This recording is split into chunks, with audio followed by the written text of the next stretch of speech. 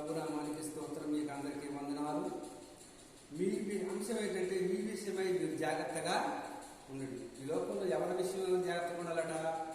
మన విషయమై మనమే జాగ్రత్తగా ఉండాలి. రోమా రాసిన పత్రిక 3వ అధ్యాయము 1-13 వచనంలో ఏం రాయబడిందంటే, వారు గొంతు తెరసిన సమాధి. వారి గొంతు ఎలా ఉందట? తెరసిన సమాధి.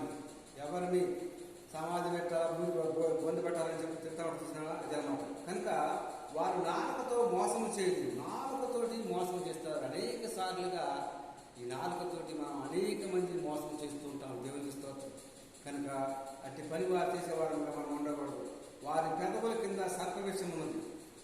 నాలుకతో మోసం చేసేది ఎవరయ్యా అంటే, యవ్వనస్తులు ఆ యొక్క స్త్రీలను, ఆ యొక్క లేడీస్ని మోసకరమైన మాటలు చెప్పి వారు మోసం చేసి ఆ యొక్క వారిని లోబరుచుకున్నట్టుగా చూస్తున్నాం. దేవునికి స్తోత్రం. కనుక వారి నోటికి కళ్ళెము పెట్టవలను. కనుక వారు మాట్లాడే ప్రతి మాటకు కళ్ళెము, వాడు గొప్పవాడైనప్పటికీ పెద్దవాడైనప్పటికీ చక్కని. కనుక నాలుక అవయవంలో బహు చిన్నది, కానీ అది బహుగా అదిరిపడినట్లాడు. దేవునికి స్తోత్రం. కనుక అదిరిపడు. కొంచెమే నిప్పు ఊరంతా కూడా తగలబెట్టాడు. ఒక మాట చేత కొంచెం నిప్పు ఒకసారి ఆగేసాడు అనుకోండి, ఆ కుటుంబంలో సంతోషం ఉంటుందా, సమాధానం ఉంటుందా, నెమ్మది ఉంటుందా? కనుక కొంచెం నిప్పులు ఆగేసి వెళ్ళిపోతుంది ఆ తల్లి. ఆ ఇంట్లో అన్ని గొడవలే గొడవ, సమాధానం ఉండదు, నెమ్మది ఉండదు ఉన్నట్టుగా మనము చూస్తున్నాము. కనుక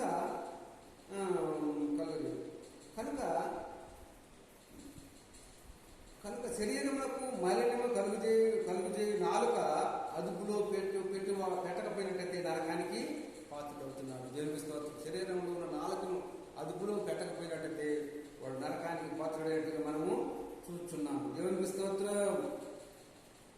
కనుక ఈ నాలుక ద్వారాగా ఇన్ని యొక్క కారణాలు ఉన్నట్టుగా మనము చూస్తున్నాము. కనుక బంగారపు ఒక